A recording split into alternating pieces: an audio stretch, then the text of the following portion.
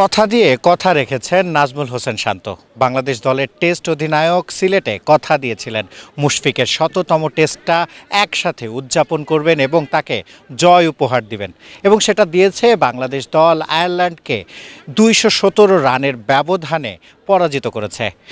2-0 ব্যবধানে সিরিজ জিতেছে এবং মুশফিকের শততম টেস্টটা রাঙানো গেছে ক্রিকেটারদের পারফরমেন্সে। যদিও একটু শঙ্কার জায়গা তৈরি হয়েছিল, কার্টিস ক্যাম্পারের দারুণ ব্যাটিং, শেষ দিকে হোর ব্যাটিং, একটা লম্বা সময় কিন্তু সে নবম উইকেট জুটিটা জমেও গিয়েছিল। মনে হচ্ছিল যে একটু আগে ছাড়া যেত কিনা, তবে দিন শেষে বাংলাদেশ দল জয় নিয়ে মাঠ ছেড়েছে এবং উদযাপন করেছে। সংবাদ সম্মেলনে নাজমুল হোসেন শান্ত তিনি বলছিলেন যে আসলে কার্টিস ক্যাম্পারের যে ইনিংসটা সেখান থেকেও শেখার অনেক কিছু আছে। তিনি কিন্তু একটা রেকর্ড গড়েছেন সাকিব আল হাসানকে টপকে মিরপুরে চতুর্থ ইনিংসে সবচেয়ে বেশি বল খেলেছেন, এবং আয়ারল্যান্ডও কিন্তু একটা রেকর্ড গড়েছে চতুর্থ ইনিংসে সফরকারী দল হিসেবে সবচেয়ে বেশি রান তারা করেছে চতুর্থ ইনিংসে, এবং সেটা কিন্তু একটা ভালো উইকেটের বার্তা দেয়।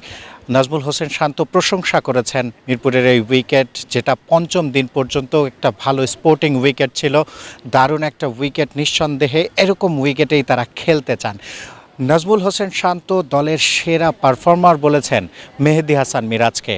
তার পারফরমেন্স নিয়ে যখনই প্রশ্ন হয়েছে সেই প্রশ্নকে অযৌক্তিক বলেছেন নাজমুল হোসেন শান্ত। নিশ্চিতভাবেই তিনি পছন্দ করেননি সেই প্রশ্নটা, এবং সেটার উত্তর এমনভাবে দিয়েছেন, মেহেদী হাসান মিরাজ আমার দলের সেরা পারফর্মার। এটা নিশ্চয়ই মিরাজকে অনুপ্রাণিত করবে। দলের অলরাউন্ডার, তিনি অধিনায়ক হওয়ার দৌড়ে ছিলেন, সেখান থেকে যখনই একটা অফ ডে বা অফ ম্যাচ গেলেও সেখান থেকে দলের অধিনায়ক যখন তার প্রতি সমর্থনটা রাখেন, তার প্রতি আস্থাটা থাকে, সেটা নিশ্চয়ই তার প্রতি একটা ভালো বার্তা। তাইজুল ইসলামের কথা বলতে হয়, প্রথম বাংলাদেশি হিসেবে টেস্টে 250 উইকেটের মাইল ফলক স্পর্শ করেছেন।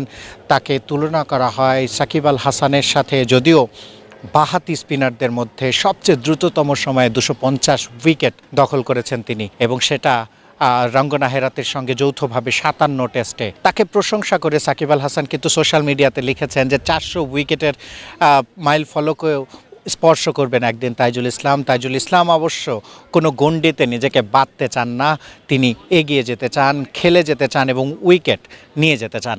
সেটা সম্ভব হবে কিনা সেটা সময় বলে দিবে, তবে আপাতত স্বস্তি নিয়েই কিন্তু চট্টগ্রামে যাচ্ছে বাংলাদেশ টি-20 দল।